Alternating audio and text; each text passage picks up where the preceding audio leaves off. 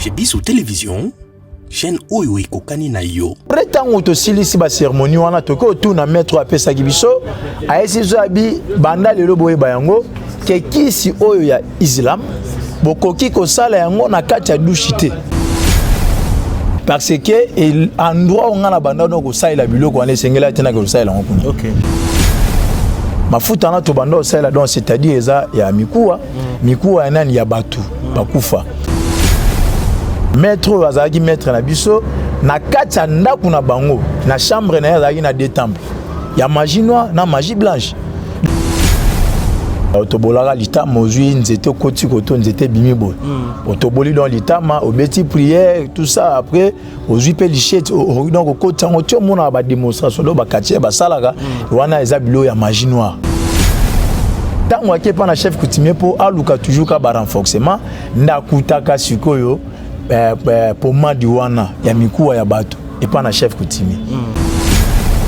Coutumier nde abeti numéro ayibi yango. Ayibi chef coutumier pomadi wana ayena yango. Akomi siko pesa ba principe ke tala oyo pomadi oyo musala na yango mingi ezala yinini soki ochango dona elongi esengeli ata mwasi ata zaki ndenge nini so telemi liboso na epo même ata aboyaka na yo olingaka ye aboyaka tout ça mais soko cheka pomade dans les longues opakoli yango obeti prière otelemi liboso mwasi so oyebisie maloba encore une fois de plus au monde pas malamoko esili fois cédé bolingana na ye peso ba principe yondo za bongo okoko lia mukwa Thomson te mutu pe ya Thomson olia te na ndaku na bino moko fokota na lokola droite obima na lokola gauche. Une fois so bosan il faut vraiment troubler bandayo. Né en wana to banda donc mener ba vie wana vie comme vivement donc ya ba principe. Peso mbule bandi ko kima mbangu te. Il le dit que l'âme du méchant et bano désirer ka toujours mabe. C'est-à-dire pendant vous adon na kata mabe o bando yo kaka ba sentiment sala ka mabe. Dans le sens que abanda ko bengangai au mona so vandi boy na journée au mona donc a komisko ko lukayo mutema ne komika na posa a lukayo place yoza ba esi biso keza na maître mo auti Angleterre ayewa biso pesko yo to komi na posa to ko no lukayo suna maître wana wa auti Angleterre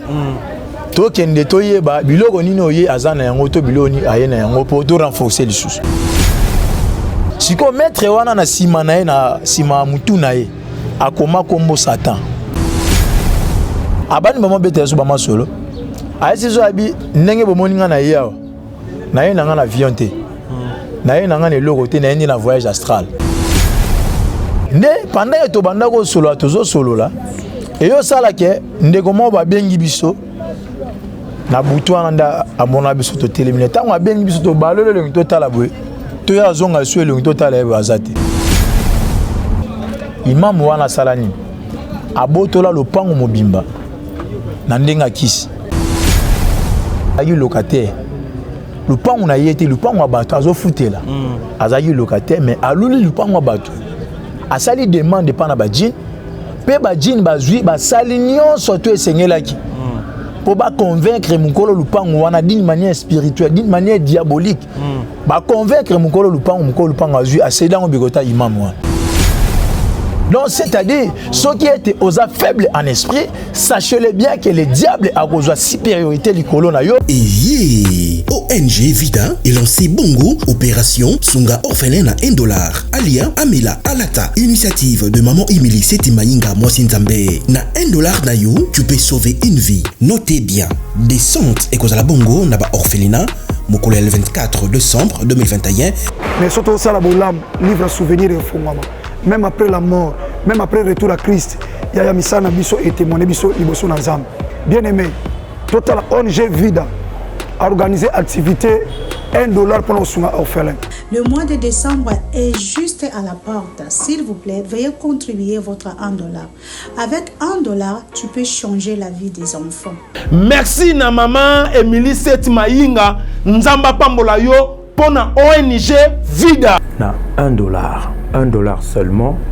et que permettre ONG Vida Bakende à collecter en Bakende couper ça ba orphelin na opération Mneno Barosala le 24 décembre il y a année Oyo. Nakola na moi passe mais nazala orphelin na yebi. Bon est-ce que o azangi baboti. Celui qui donne aux orphelins prête à l'Éternel. Toi on a posé tout c'est ça bon $1 à pam. Et ko foutre la orphelin mon classe. To pesa $1 ya pamba pona bonne année orphelin azanga losote sosote fufu ya koliate. To bimisa Christ et 4 to pesa na autos $1 na linga orphelin on a lobby $1 na biso. Ya ndena olo babwe. Benga na numéro wana opesa $1 no ndenga na zo pesa tout à l'heure. Soki ozalaka motema malamu ya kusunga tala canal malamu ya kotina mbongo na yo. To lebongo na M-Pesa, e-bank, Airtel Money. Bana nyonso ya Canada to États-Unis bokotina. Oya koboya kopesa $1 na ONG Vida pona kosunga bana etike façon na ko papolela ye akolapa. C'est le pasteur Lité Yakanda Mutakala Nankolo. Situé au cœur de Kinshasa, hôtel-restaurant Renaissance Jumeau, avec un charmant décor, un confort exceptionnel, bon rapport qualité-service-prix.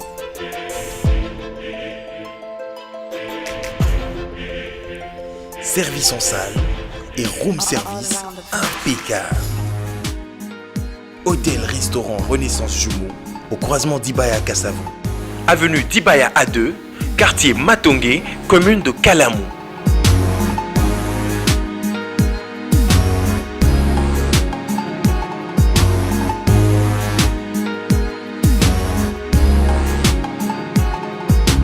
Vous allez belé beaucoup l'émission de partout na pesi bino mbote. Mbote balanyo c'est chez Biso TV. Oui, madame na mission na bino réponse à nos questions. Yande ko na pesi moyini nanga mbote, moyini mbote, moyini bonjour, moyini nanga bonsoir.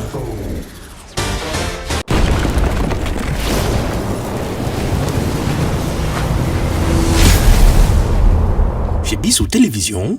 chaîne Oyo Ekokani na yo. Boze belé bokota la biso na pesi bino mbote. Merci na confiance na chez Biso Télévision, chaîne Oyo Ekokani na yo. Merci na balani nyonso oyo ba mesala kolanda biso awa na chez Biso Télévision. Neto Lobaka, la chaîne qui vous ressemble. Merci beaucoup à notre sponsor. Yé, à Foutarabiso chaque fin du mois, fin du mois Ekoki, il y a Pesa Mosolo naye, il y a Pesa Biso succès, il y a Pesa Biso pema, il y a bon moyo fele Yesu Christ. Merci Tata Nzambe ndengo kosara neto kana inayo. Merci pe na ba oyo balinga biso te na pesi bino mbote. Merci na mama Emily Setimainga mwasi Nzambe ya mesana kosunga ba orphelin ba lia ba mela ba sepela. Mama e Nzambe apambola yo po makambo ko sala na mona te depuis na botama. Continue kaka ya olier sa ba orphelin po Nzambe kosunga yo ti na 5e génération. Ba lobby décembre oyo spécial opération sunga orphelin na $1 alia amela sepela. Mama Emily Setimainga asi atinda ki conteneur a biloko ekoya. Ba orphelin ba ko sumba désordre. Nzamba pambola ba orphelin nyonso oyo ba ko travailler en collaboration na biso chez Biso Télévision. Merci pe na mwasi nanga Lidi Mukadim mama ba nanga na pesi mbote. Na pesi mbote na ba obi balinga biso te na pesi bino bebe mbote belé. Merci na Chris pour la prise de vue. Merci na Dinish Mosolo du côté réalisation. Merci na Elias P à quoi assurer réalisation et puis montage. Bande ko balandi l'autre fois toyokaki bongo moko ya basya na Nzambe ndenge atalisaki biso ndenge bakende ko simba kisi ndenge bakende ko kata bakamo ndenge batindaki bango baluka mukuwa ya Nina po ete basa ba cérémonie kasi lelo ezali deuxième partie na kosenga na bino bozala vraiment scotché bolanda tina suka parce que émission lelo ko bakisela bino 1+. Moto na Nzambe na pesi mbote. Oui, mbote papa nanga journaliste. Sango nini? Oui, kimi ezali na ngola Nzambe zo batela. Je suis en bonne santé. Kama biso na losambo. Ok, wana to bondeli. Seigneur, to peso merci pour être ya solo aux Nzambe. Yonde mutu oyebaki mokolo malamu. Père éternel, yango ete Nzambe nanguya to sengi présence na yo et se manifester du début jusqu'à la fin ya émission to sala awa. Pe na bondeli pona bande konyos au baza partout dans le monde, au baza na Europe, baza na Asie, baza na Océanie pe na Afrique. Ba nyonso bazolanda biso en direct ya chaîne O chez Biso TV télévision. Tika ete Nzambe na lola ayeba na ko se manifester na ba vie na bino pe bolamu na ye elata bino dans le nom puissant de Jésus. Amen. Amen. Moto na Nzambe toko kayo suite ya témoignage na yo. Ok, merci vraiment. Avant, na kota penza na suite ya témoignage, vraiment na pesi mbote mingi pa na papa nangai l'évangéliste Josué Lokamba pour yende aza papa esiko tokendaki kokima pona koluka délivrance pendant que makambu et bebaki penza ekomaki mabe makasi na mondo tozalaki na yango. C'est lui maintenant de ayambaki biso pour être toleka na ba séance ya ba délivrance. Si aujourd'hui naza o naza lelo eza parce que na lekaki na se ya makolo ya l'évangéliste Josué Lokamba. En tout cas, na pesi mbote place azali azolanda biso na chez biso télévision nzambe naye azelanga sou favorable na mokolo na lelo. Merci vraiment en tout cas papa nangai. Na yebi que pour la deuxième partie na biso pour oyebisi déjà bana na nzambe eloko nini esalaki ke tokende kozwa ba mikuwa nina et tout consort ezalaki tango to kendaki koluka vraiment ba force mususu pour na ko renforcer toujours spiritualité to makasi parce que talaka tango to zalaki bongo donc ezaki na ba bosenge zalaki belé donc il faut ozala na mwelo ko mombo e ko banda ko soutenir yo atokutana bitumba atokutana bato ndenge na ndenge nyoso tout okoki ko beta pour osala nini oyeba na olekanzela osala makambo na yo librement. Donc eza babiloko e banda ko pousser biso poto que ndo bakisa ba force mususu mais pendant que to koma na niveau ya ko bakisa mwalimu tozalaki na ende apesa biso recommandation aesi biso ka bindenge eza bongo po bokata bakamo ya babiloko wana bino bozoluka ezosenga boye bana kindo luka mukwa ya nina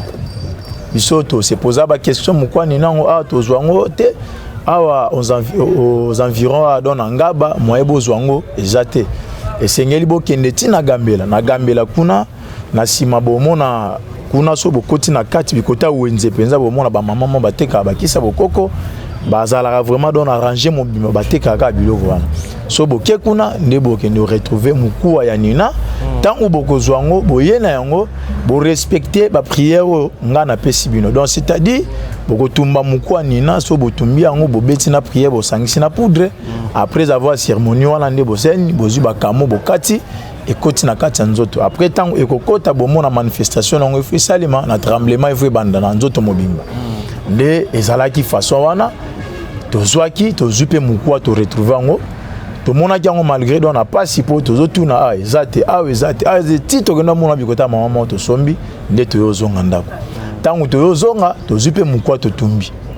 erreur nini tosalaki tokenda ko kota na kati ya douche ok selon spiritualité ya ba makambo wana ndenge ese pasaka wese mingi ezala resika o penza bakisi ya bokoko esalema nde kuna mingi lokwa bakisa bokoko esalema kuna mingi donc okokite kozwa biloko ya islam okendo sala yango don na kati ya douche to na kati ya toilette siko biso lokola donc manque ya connaissance donc lokwa tozalaki na yango pe mwalimu apesaki biso aprevenaki biso te bien avant pona olobaki makambo bosala yango soit libanda ya wese mais aisa biso loko te biso pe totalika moye tosala yango na miso bato nyonso ezate tokenda na kati ya wese na kati ya douche pardon nde tango tokoti kuna tobandi okata une fois tango tobandi okata tokati eyo komake na tour ya suka pona okata loboko na ngai ya suka oye etikalaki mbala moko misu na ngai eseni ekufi nazomona esute nakomi na problème ya omona lokwa na banda komona te nga na kanisi eza na oka ilo moko ya moi quelques secondes to une minute seulement ekosila nango après misu na ngai fo efongama namona convenablement nde na banda omona mais nzoka te dossier wana misu olie efongama misu sikoyo ekomi donc continuer ka bongo na bando mona flou nazomona te lokote nazomona te lote donc misu nanga penze kangami je me suis posé la question de savoir mais pourquoi misu nanga ekangami mais ezu déjà quelques minutes na tuni bandeko tozaki na bon ben singate ndenge za bongo yo patienter non peut-être ekoko fongamati na nde toza na patienter misu zo fongamati ezala bandeko na biso musu ya basi babando linga ba yo soko ba o mo sala biso pression yango bido banda bokendaki douche ti sikonde ni bozo bimaka te tozala posa biso pe to ya pe ko sokola mais bino banda bokangaki douche bozo bimate comment biso to esi bango te tozo bima mais pendant que tozo bima mais ngai koto naza don na problème sérieux nazo mona te misu nangi ekufi nazo mona ata eloko te don nazo mona mulili ata eloko nazo mona te ndeta on a moni que lokola vraiment kawana et comment okomelanga penza un peu grave na esi bandeko ngabi moi je ne peux pas supporter comme ça il faut ka to bima to que noyebisa ba ndeko kuna na ba koko place ba to esa bango ngandi naza misu nangi ekufi nazo mona te bandeko ba singa te moi ya ko sala bongo ezate so kaka to lobi bongo en tout cas vérité et kobima ba to nyonso tout don ba koyeba ya biso to kota banzela mabe to simba ba kisi bomba kaka sipote ngabi na o sipote ndenge ni pendant nga nazo mona te misu nanga ezo mona te mais bino bozolo bake na sipote na o sipote ndenge et est-ce que sala ke pendant que na banda ko bima na kati ya douche temps ba mo tia pression ke ba tumsu ba donc ko sokola tant on a zo bima po ezaki na mire en face ya douche tant on a zo bima mbala mo na douche na betani na mire pendant na betani na mire ndeko na biso musu ya mwasi wazaki amoni na musikane na betani na mire azo ebisanga bi omoni badiambo bino bozoke nomela tala badiamba na bino bozo mela ndenge sali yo bomeli biloko ya makasi tala nde okomo tuta na yo moko dans les vides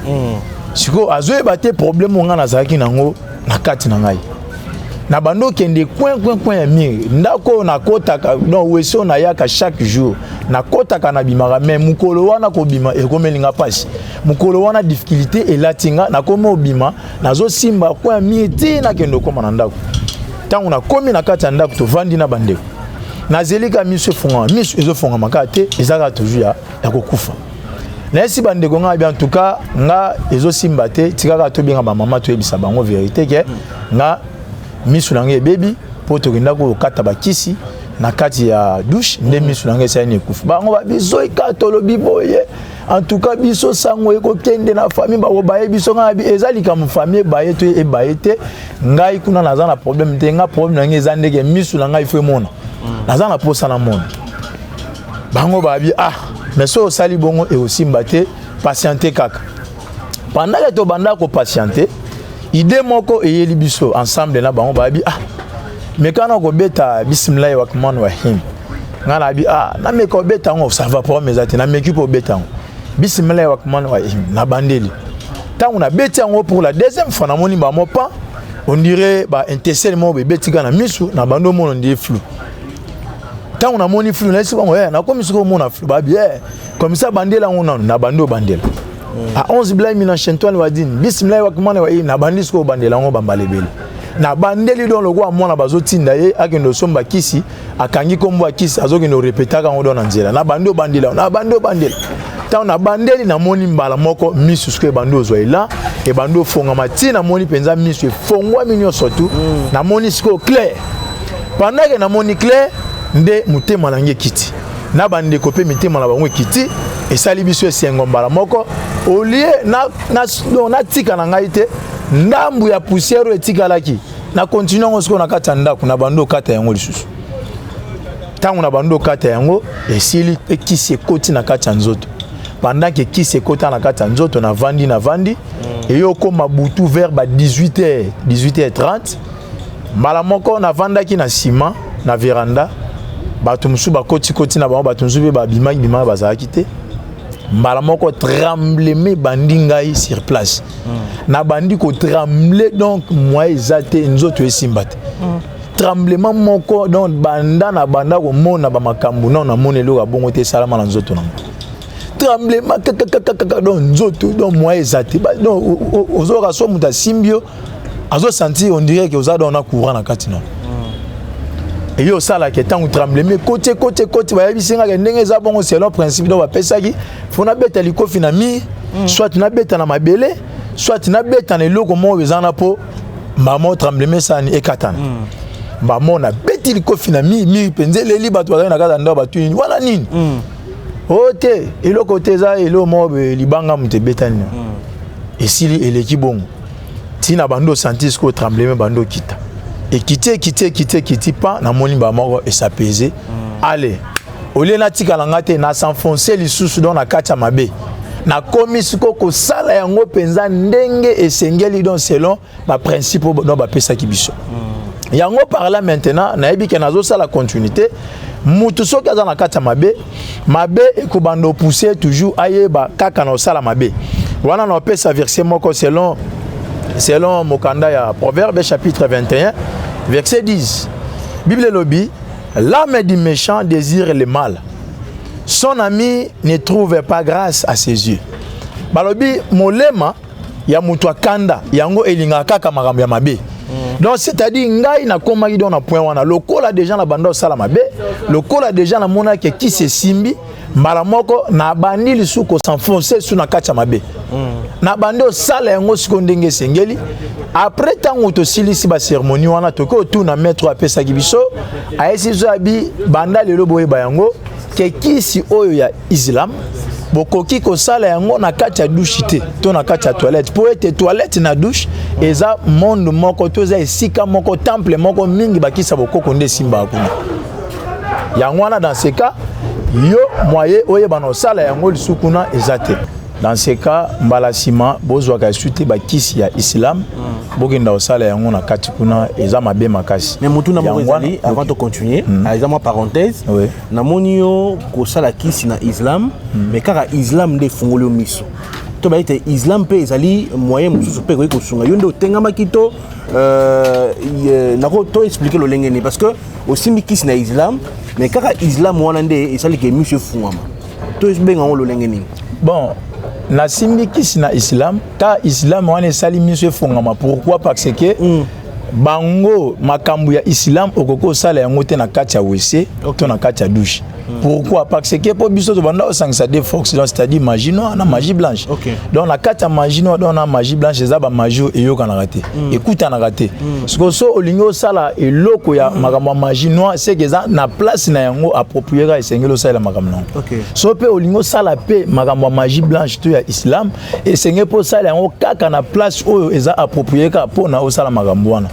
donc okoki jamais ko sangisa yango donc ko mélanger des magies à la fois ici comme moko ne simana yango esala na epesa ba retour yango no moni ke retour wana epesa ki nga na kati ya douche parce que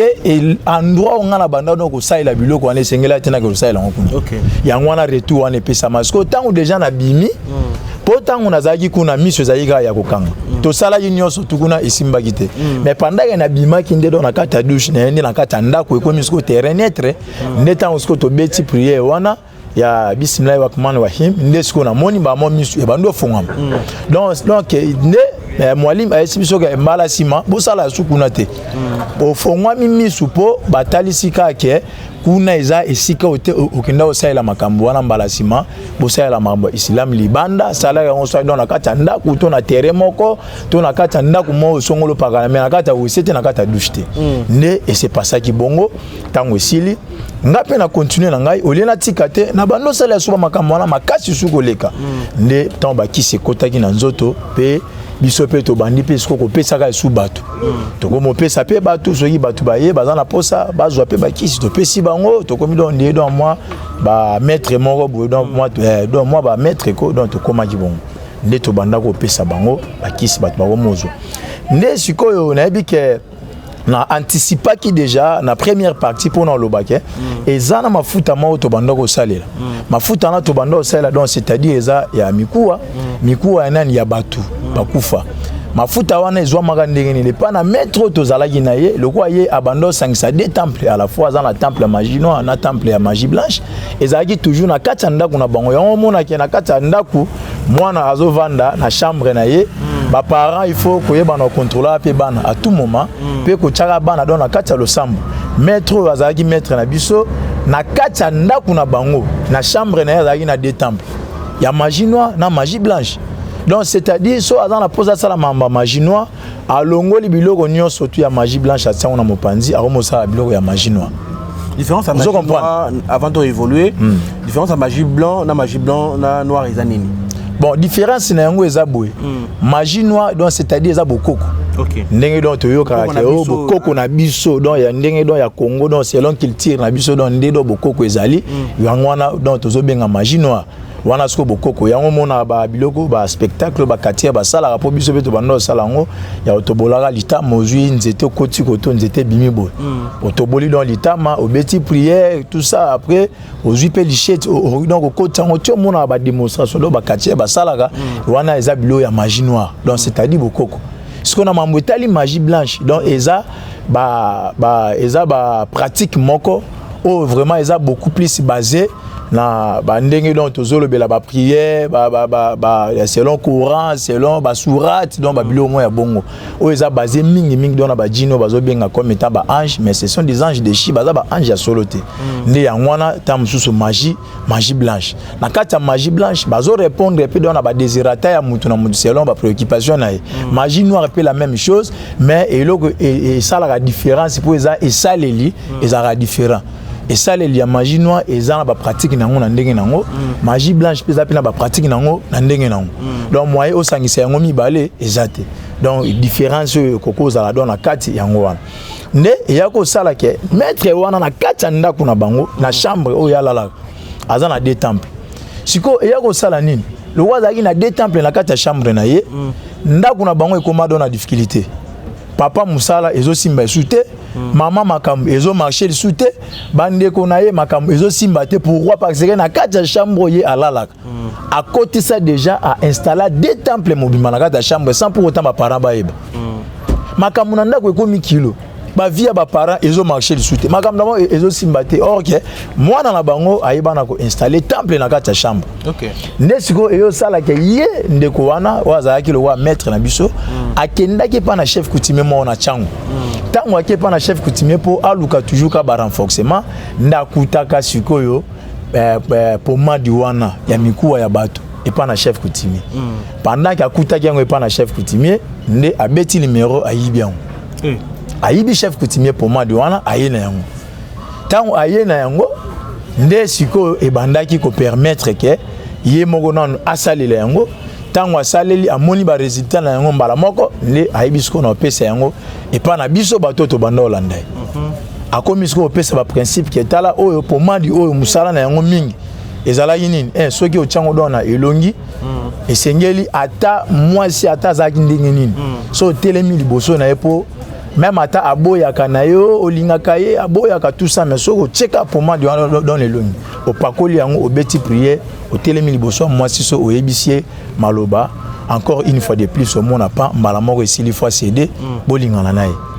ka na don na kacha pomadi wana ezeba no bak savoir même ata beauté ozayi na beauté ndenge mususu mais bak so pe beauté mususu okomi don na beauté mususu à travers toujours pomadi wana babiloko e bando sala pe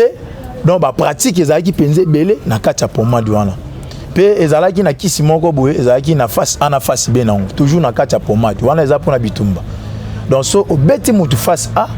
c'est-à-dire mutu akoya à l'agonie donc olambuka na soit fois kende na hôpital pour alamuka so pe azape dona batu pembene so beti likofi ala moko pa na ye moko bato nyonso tu bazana pembene fo bakoya eza ce que so beti face bien nango danger na onde donc wana il faut emema mutu ata na liwa omona ke mutu akufi wana so face be donc face ana face be so kisi wana bando vana mingi wa na kata wese soki to saleli yango to silisi moyo bomba na ndako ezati soki na ndako c'est qu'il faut otobola sima ochumboli libulu na zelo ozui ochiango nde ozui ozipiki wana nde sava mais soki te il faut okonozong sa na kata wese na kata wese po ozongi sango ezate ka ko déposer ngo boye batina so bazomona te eza obeti prière et disparaître mutu so akoti wese azomona ne lote asali ba makamle abimi mais ki sino ezaka wana yo moso ye ozomona yangwana donc eza place yango ebanda donc vanda lié approprié nango ezaki mingi na kati ya wese siko pendant que to bando sala ba pratique wana tozo sala yango batu pe bazuya tozo pesa batu donc tozo kabola so mutazana posa kisi ya islam opesi so azana posa oya bokoko ne ba principe nango elekaki makasi ngoleka elekaki makasi mingoleka ta mususu donc bazo pesa ba principe yondo za bongo okoko lia mukota musonte mutu pe ya Thompson oliate na ndaku na ibino moko fokota na lokola droite obima na lokola gauche boso bosani une fois so bosani il faut ba mo trouble bandayo donc okoko bosana te eza biloko esengeli o veiller na yango misili oyibo oliate Tout ça, ce sont des principes où il faut respecter. Talaga eloko yozui, mais bikila lango ezebele. Parce qu'il faut respecter bikila wana nyo sototo sayango so obosani ga moko moko makambo ekomi compliqué na kati no beli liboma makambo ekomi compliqué non et pas na sataneza bon. Une fois ka obebisika ekilaka moko esili abosani yo na nyo sotu yo o salele wana bosani a effacer yango ekomi ba mo dossier mususu. Ne ya wana to banda donc meni ba vie wana vie ekomi vie mo donc ya ba principe. Peso mbule bandi ko kima mbangu te. Ko kima mbangu te so mona tambule bandi baninga nyoso ba bandi mbangu bazo kima. Yo oko kima mbangu te faut tambola malembe ti okendo ko mananda ko. Wana c'est ba principe. Ato poli pola na yo eza na problème te mais yo ndi mbangu gate. Une fois ka obandi mbangu mbaramo malade ya ne bandi. O pa mutumba moko. Mbaramo ekomi compliqué. Nde eza ba biloko to banda ko tambola na yango. Tozo respecter ba principe wana, tozo kende na oka bongo, tozo sala ba pratique ti e ya ko koma na niveau ke. Na mona maman moko, mobali ni asala na banque. Asala na banque centrale du Congo. E ya ko sala ke loko la maman azaki na jeune. Biso pe loko ba kisi banda otindaka muto asala mabendenge to tanga selon Proverbe chapitre 21 verset 10. Bible le dit que l'âme du méchant et bano désirait ka toujours mabe. C'est-à-dire pendant vous avez na kati mabe o bando yo kaka ba sentiment sala ka mabe. Na moni mama batu tellement na lulaki na sepelaki façon ndenge na monaka amenaka vie na ye azaki na mbongo mobali na sala na banque centrale za na mbongo babilo wonyo sona tout et ya ko sala ke na bandisco ko lugande ne sengena betela mama na prière pour na récupérer mama batu na kata na bala. Ako mwatina. Ako moi sinanga po nini? Bambongo nga na monaka selon de mobali ndenga sala malamu tututu asala don na banque ya don na bambongo ba billet ya presque chaque jour. Sko na luli na bi mais mbongo pona bandozo bi kota mais il faut na sala ni. Ah logo la na zaki pe don na ba biloko wana bi ça va. Tamie na banda na beta prière na récupérer mero na zo na ngata bambongo na ba biloko no surtout nga pina se positionner. OK. Ne ya go sala ke na bandi pe obeta pe ba prière bi kota maman na bando betele pe ba prière. Papa ba prier et bando simba selon ba étape ndeto bando franchi ya ngwana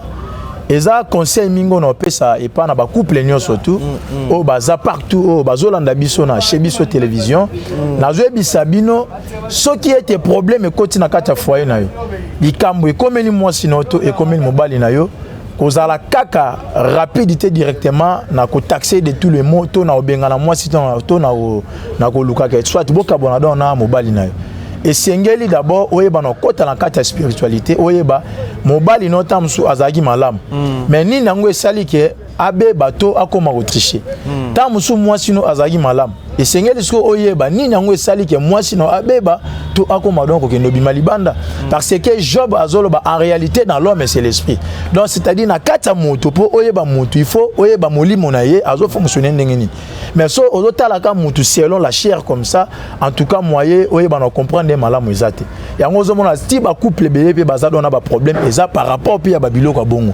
moi ça bato azaki na bien azaki na mauvaise pensée à mon côté intention puis ya mabe azaki na côté mais à cause ya le sambo moko boy à cause ya prière moto ya domination mo ba salela qui est ne et permettre à ce que ayeba na ko céder ce esprit ne eza faible ayeba na bimalibanda a tricher ndi ya ngwana eza biloko na salaki tangu na bandi na sali et comment déjà na stage et komaki maman déjà a commandant déjà ko céder dans le sens que abanda ko benga ngai au mona so vandi boy na journée au mona donc a komisko ko luka yo mutema ne komika na posa a luka yo place yoza o monana to monana au mona atuni nani Arnold Joël Azawa ote amataki coin ça va soka yebisa na za na posa ne au mona ngapi no yabo o mama azoluka mo eta msuna tanga kombone zate o mama azoluka na bi azoluka nga ça va mwana kina koti ndenge nini abando seksanga titi kota na kata ndako na koti na kata ndako o mona to bando beta ba masolo so pe azana mbongo mona azui akabeli na zui pa esili na bimi nanga na ki azame moto bandako ozala nembe bien abanda otinda nga pe kende osombela nga loko be saela nga pe lo na banda okende mais makanisa mabe et yaki par rapport à babiloko nazaki no don nazaki trop si nde eyo sala ke bande kona ngai ba yo signaler nga ba esinga boy Maman na bango. Aza maman Mikudi. Asala ape bakisa bokoko. Sikoyo ndenge yo beti déjà prière au comme de dans un stage. Une fois tant mwana na ye akokoma lokwa liboma po alandaka yo yebaka dossier wana egoyebana. Pendant que egoyebana po maman na bango asala biloko wana aya obimisa mambo wana epa na batunyo soso bato bayoki yango esala soni. Biso na yo tozanga na place ya ovanda donc ndako ba ko comprendre que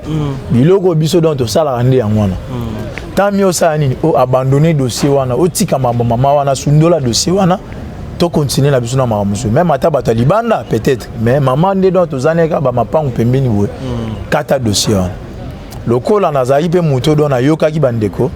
po bango do ba simbaki déjà ba kisiana liboso nanga na yoki conseil na bango na bi oui baza vraiment na raison ndé ya ko sala ke na abandonaki tant ka na rompre ka relation ka ya kisi wana kana mama na ba moto bibane to bebani lemba moyango omona ke bato bakanga na kisi moi si soit mobali so bakangi na kisi une fois mobali wana kisi wana ekobeba to kisi moi si ekobeba okomona mbala moko esengeli ai na muto yo wana bazaki na malamu aoyi na pourquoi parce que na ba penser na ekuta banda ko kanisa ta yete na ba choix na ndenga sala abanda donc ko kanisa ataye ata mukolo moko te donc ako sala choix ya mobali to ya moi si wana. Mais à cause il y a envoûtement moko boye tango kotaki de permettre que a céder à ça les logo dans l'inconscience. Mais tant à koyeba vérité to azu délivrance automatiquement au monde yena muto na ba se séparer. Ba ko kabwana ba ko banda oyoka na voir même atati. Ngala mama na peto ko mabo. To yoka na kasute abanda ko benganga yaka vanda zwaboye akabeli ngabo. Donc esilinga na ye mbala mo to beba na ka wana to yoka na kate akoma pe kanda kanda so bengie boye. Longwa kuna nini akoma ibongo. Na comprenez nga mona abia ezana babilo dans la casser contrat na casser processus na banda osala pour na récupérer ndé simbité yango ne sali boye. Bon casser la ne tienne to continuer na biso na ba maramso ndé na abandona ka na tiki neto mo sala na biso na bato libanda to mo opesa bato musuba kisa libanda bato ba mo luka tozo sala ya eza musalo to banda osala yango wana en tout cas ndenge na zabwe nazala vraiment fier mingi pour na lobake sans Yesu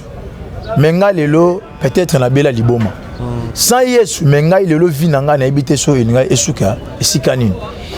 esiko on a lingi suna bakisa par rapport toujours à verset 4 tota ko tanga selon Proverbe chapitre 21 verset 10 le quoi mabe pour sabatu na mabe to yako yoka nini et pas ndeko moko ayebisi biso ke ezana maître moko boy auti na Angleterre aye azana avenue elandi biso po biso to biso to ina avenue Bulungu parce que maître ana abando vanda so na avenue Kama wana na Ngaba na commune Ngaba abando vanda dans avenue Kama ba esi biso ke ezana maître mo auti Angleterre aye wana biso pesko yo to komi na posa to no luka suna maître wana wa auti Angleterre to kende to yeba biloko nini oye azana yango to biloni aye na yango po to renforcer les sous. Yako sake to lukie pendant la journée to moniete. To yako kutana nesko na nzela. Tant biso to zo bima veni na biso Bulungu, yepe azo sala kwa mata akende kianza. Nde to kutani na eka wana. Tant to moni aza penza mulai don ya sakanati. Mulai azatala ka ngana za mwa mulai, mais na mulai na ngana zo tala ebo. Siko maître wana na sima na ye na sima mutu na ye. Akoma kombo Satan. Na suki na ye penda do ba dessiner do ba sala décoration suki ko mama Satan koto nyonso to na ekovo koto nyonso kovo mais awa ka suki na ye ka kombo Satan azo tambola abimara mingi na butu na journée boye atambola te ye abimara na butu et yo sala ka tant to kutani na ye le roi balaksa biso déjà mais moyen ya romona eza kiti na poko ndete to kutane to télémissier to bando solo to pesi mbote mbote maître mbote ndeni boza bien bino banani neto bando pesi explication te tala biso na canal maître moko songolo pakala bobo to bando yebisa bien bino nde batu bo travailler na non ndeka to kutana kiwana abani bamo bete so bama solo ayesi so abi ndenge bomoninga na yawa na ye nanga na avion te na ye nanga ne logo te na ndi na voyage astral donc na sali voyage banda Angleterre tina ya koma oh biso sko lo kwa to yaka na posa to banda baksaka biloko et sali biso sko ndie trouble aye na avion te aye dans la voyage astral aye ndenge nini parce que tozo comprendre te biso pour ça aye donc to comprendre aye ndenge nini pe s'il s'agit ya ko senga abakisa biso biloko abakisa biso pendant que bando soigner bando pesa biso explication ya biso abi makambo bino bozana posa boyeba wana eza nango problème te na koko bando lakisa bino biloko na nyonso mais donc to telemi don na nzela boye moyana lakisa bino nyonso ezate po ezo senga il faut to zo temps to solo la nde na bando talisa bino ba principe nino esenge bino bo respecter po boko maloko ngai nde pendant que to banda ko solo to zo solo la et yo sala ke ndeko mo ba bengi biso na butu anda amona biso to télémine tango abengi biso to balolo le to tala boye to ya zonga sué le to tala bazate a disparaître ali mo biso ka bomba mo to bando tuna ake wapi nga na kitinzela sebu na bando tala ndeko musu akebu ya bando tala azate azomona yesu te donc azate putala ka mulai ne soki akomia mata kuna il faut omona yeke ye wana kuna mais azate a disparaître to comprendre tout mais muto bo ndenge ni ça va pour mes até to zongo donc biso na dossier et sukaka wana to éviter soki za kinzambe nde mutaboyaki ke to zwa babiloko na ye to se collaborer na place ana to yebate et sukaka bongo de katana ka dans la suspense ali mwaka bongo akenda et yesu ko sala nini to yakutana suna mwalimu te mais imam moko avant da toujours na ngambo makala na veni minikongo imam wana salani abotola lopango mobimba na ndenga kisi siko tokenda ye pana ye tokendo baksa baduwa mususu to baksa bilo musupo et renforcer biso poye abando sala voir même ata bakisa multiplication mbongo siko tango toke pana ye abando yebisa biso abi bomoni lopango ngala zanango eza lopango na senge pana ba jini siko azado ko valoriser ba jini comme étant ba ange ke na kati ya islam soki pe osengi pe ba ange na biso osengi bango bapesaka pe barepondaka ndeti nga na senga lupango bozo mwana vandi bapesanga pe lupango bino pe eza ko empêcher te so pe bosengi eloko akoyi po pesa bino bajini bakoyi po pesa bino tolobi me boye komi ndenge ni tango to bando solola to bando tune soki oyo ozwaki ondeni nde abando yesa biso abimoni lupango nazwaka ngo na demande nga na sengaka nasengi bajini demande bayebisinga ke esengeli na respecter ba condition moko mais il faut na yebisa bino na mikolo ezwa lelo te tant on a respectaka ba condition wana nde bango bayebisinga ke na délai ya 1 mois nde tozopeso lupango talaka lupango azaki locataire lupango na yete lupango abato azofutela azaki locataire mais aluli lupango abato asali demande pa na bajini pe bajini bazwi basali nyonso to esengelaki pour convaincre mukolo lupango wana d'une manière spirituelle d'une manière diabolique convaincre mukolo lupango azui asedango bikota imam wana ti lelo azana kata lupango wana na lekaka wana na veni azaka wana ti lelo azalaka wana donc mukolo lupango aya penza na mikanda na ye moko sans que muto abenga ye moko aye ayebisimba mo imam ke ndeza boye en tout cas nga na mona ka kimia na yo ndenge ozalaka na ndenge ovanda kawa obatela lupango malamu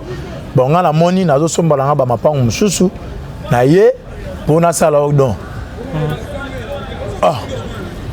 aye peko ba solo li pe sili abitala oya okanisa on die masano meza masano te za mambo eza vrai ba buku lupango yango na ye nango banda lelo tozo sala nga no mukanda to sala acte de vente et bima c'est comme si on a tekeli yo ozwa lupango e commander yo asali pe mikanda na même jour asali mikanda nyonso to basali ba dossier tout mikanda azwi ba original nyonso to apesier ba original nyonso to apesier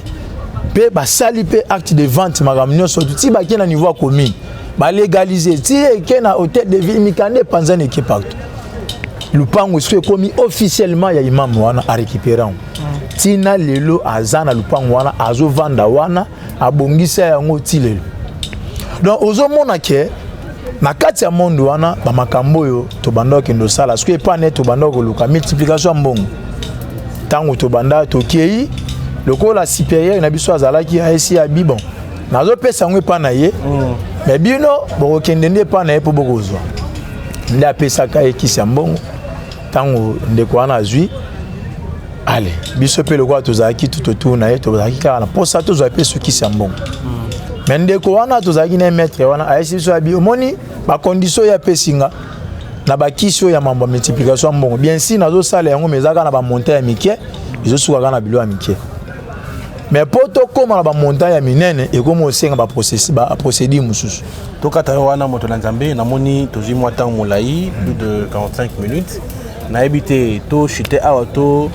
continuer wana sikoyo eza mukologoya to yebani to solola parce que eza déjà fin émission tout tika batu boye d'abord tout de suite il y a émission témoignage ezali numéro de téléphone ni nyokolo na peuple de Dieu na nyonso oyo kutana nango. Merci beaucoup vraiment papa nangai nayebi que ba ndeko nyonso tout oyo bozolanda biso partout dans le monde na Asie na Océanie na Europe na Afrique na Amérique vraiment na zoyebi sabino bokozala décité na chaîne au Chebiso télévision bo s'abonner massivement et bokoye ba vraiment na ko bénéficier na quelque chose que vous t'es pas dans Nzambe parce que c'est une chaîne où ils a ko édifier ba na Nzambe au baza partout dans le monde pour être ba comprendre misala nini ya satana pe na ya Nzambe ezandenge nini afin que batu bazwa lumière pour parvenir à la connaissance et la vérité. Voilà. Vraiment, en tout cas, c'est très important. Il y a vraiment na koyebisa na bana na Nzambe surtout place au bozolanda biso et sengeli ete boyeba vraiment na ko se focaliser beaucoup plus na kati ya via losambo. Boyeba penza na komi pesa na kati ya vie ya spiritualité ya ba jeûne et prière parce que ce que on mi pesa na kati ya vie wana moyen diable ayeba no sakana no ezate. La Bible dit ne donnez pas l'accès au diable. Donc c'est-à-dire diable va pas accepter une fois aux hommes menés via distraction, via déconcentration dans la carte makam Nzambe, yebaka yango le diable maintenant a cause accès pour être à dominer la carte vie na yo asalano o aligné. Selon Ecclésiaste chapitre 8 verset 9, Bible le dit, j'ai vu tout cela et j'ai appliqué mon cœur à tout ce qui s'est fait sous le soleil. Il y a un temps où l'homme domine sur l'homme pour les rendre malheureux. Donc c'est-à-dire ceux qui étaient aux faibles en esprit, sachez-le bien que le diable a cause supérieur likolo na yo pour être à dominer yo ayeba voir même atteindre à déstabiliser vie na yo yangwana na yebisi yo zala mutu ya losambo parce que Job alobi en réalité dans l'homme c'est l'esprit yangona yebiso zala mutu ya molimo bondela zala mutu ya losambo pe zwakata ya ko méditer maloba na Nzambe eyeba na ko bakisa foi pe connaissance na kati na yo po obungate na ba prédication mususu pe na ba maloba mususu batu bazoya nango o ezako égaré bana na Nzambe yangwana vraiment pour na kochiter alors na pesi numéro nanga ya téléphone plus 243 80 86 66 327 plus 243 80 86 66 327 vraiment c'est votre humble serviteur l'évangéliste Joël Koumaba vraiment à un niveau ya Congo Kinshasa et nayebi ke Nzambe na lola o tozo saela akozanga te na sala quelque chose na ba vie na bino ne yangwana ya mwete na yeba na clôturer nazo bondela pona yo mutu za na malade yo mutu za na problème yo mutu makambo zo simba te na vie na yo nazo bondela pona yo et Nzambe azako se manifester pe guérison miracle ezo simba yo place yo zali place oza osimbika ka esika o yo zobela yo mutu pe ozana problème ozuka loboko no tiena motema na déclarer pour na yo enfin que Nzamba sala quelque chose na bondeli Seigneur na bondeli pour na bana na yo au nom de Jésus-Christ Père éternel na déclarer maintenant malade nyons oza ko déranger ba vie ya bana na pesa ngo ordre siko et la cheba vie na bango au nom puissant de Jésus-Christ yo diabète tension paralysie malade nyonso quel que soit source provenance na yango na pesa ngo ordre maintenant na nzoto na yo et lâcher au nom de Jésus eza la sida eza la malade nyonso tunaye ba source na yango toté na ordonner yango siko et lâcher vie na yo maintenant au nom puissant de Jésus. La Bible déclare Jésus abandaki ko annoncer la bonne nouvelle il y a royaume des cieux babanda ko memele ba malade nyonso et abanda ko guérir bango babanda ko memele ba paralytique ba lunatique na ba démoniaque et il les guérissait tous. C'est pour cela na bondeli pona yo oyeba na ko bika au nom puissant de Jésus-Christ tika ete ngwe na Nzambe et localiser siko ozali oyamba guérison pe miracle kaka ndenge ka nazobondela obika au nom de Jésus pe yo muto zala problème na vie na yo makambo zo simbate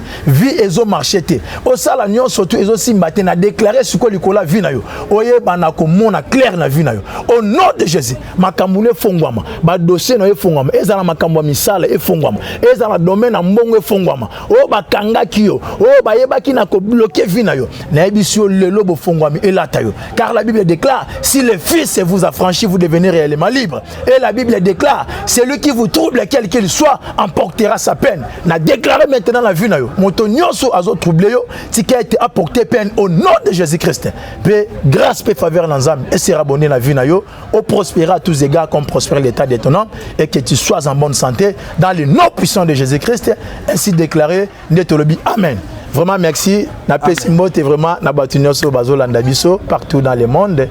na évangéliste Josué Lokamba maman Judith Lokamba na madame nanga Mungunzali Tabita vraiment tika ete nzambe na lolo azala mieux favorable. Merci beaucoup. Merci Mouton Nzambé. Alors mesdames, messieurs, on est arrivé à la fin de cette émission témoignage donc la police de Star. Merci beaucoup na Chris pour la prise de vue. Merci na Eli, merci na Dinish Mosolo, merci na Moussala Kitoko Boko Sala pour la Chebiso télévision. Na bandi témoignage au troisième partie zali donc non malin parce que attends mamoy belé oyo aleki na monde amolili et sengila dévoiler en pas été biso peuple de Dieu tous à un plus tous à connaissance to ba ko éviter mabe na yango bande ko balandi sugi ezazongi to kutana mais un grand merci à notre sponsor Jésus-Christ. Merci na maman Emily Setimainga moi Nzambe na cadre toujours ya kosunga orphelin yo ko le matin Nzambe ya kopambola yo balobi sunga orphelin na $1 bomoni sport ekoleka. Merci pe na partenaire na biso bomoni flat hotel oyo na kosenga na bino na ko recommander bino boya awa parce que il y a du sérieux bokolia bokosepela bande ko balandi to kutani mbalasima pour émission sika. Bye bye. Et ONG Vida est lancé Bongo, opération Sunga orphelin à $1. Alia Amela Alata, initiative de maman Emily Setimainga Mwasinzambe. Na $1 na you, tu peux sauver une vie. Notez bien, descente et cause à la Bongo na ba orphelinat, mokolo le 24 décembre 2021. Mais surtout ça la bolam, livre souvenir et fondement. Même après la mort, même après le retour à Christ, il y a misana biso et témoigné biso liboso na nzambe. Bien aimé, total ONG Vida a organisé activité $1 pour nos orphelins. Le mois de décembre est juste à la porte. S'il vous plaît, veuillez contribuer votre $1. Avec $1, tu peux changer la vie des enfants. Merci na maman Emily Setimainga Nzamba Pambola yo pour na ONG Vida. Na $1 seulement et que permettre ONG Vida bakende à collecter en bakende couper ça ba orphelin na opération meneno ba osala le 24 décembre ya année oyo na kola na moi passe mais nazala orphelin na yebi bon est-ce que o azangi ba boti celui qui donne aux orphelins prête à l'éternel toi en posa to c'est ça bon $1 à pam et ko foutre la orphelin mon classe to pesa $1 ya pamba pour na bonne année orphelin azanga losote sosote fufu ya koliate to bimisa Christ et quatre to pesa na autos $1 na linga orphelin on a lobby $1 na biso ya ndena olo babwe benga na numéro wana opesa $1 no ndenga na zo pesa tout à l'heure soki ozalaka motema malamu ya kusunga tala canal malamu ya kotina mbongo na yo to le bongo na M-Pesa e-bank Airtel Money bana nyonso ya Canada to États-Unis bokotina oya koboya kopesa $1 na ONG Vida pona kosunga bana etike façon na ko papolela ye akolapa. C'est le pasteur Lité Akanda Moutakala Nankolo. Situé au cœur de Kinshasa, hôtel-restaurant Renaissance Jumeaux, avec un charmant décor, un confort exceptionnel, bon rapport qualité-service-prix.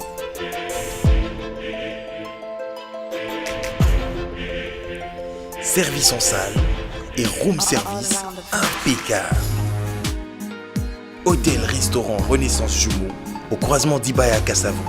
Avenue d'Ibaya A2, quartier Matongé, commune de Kalamou.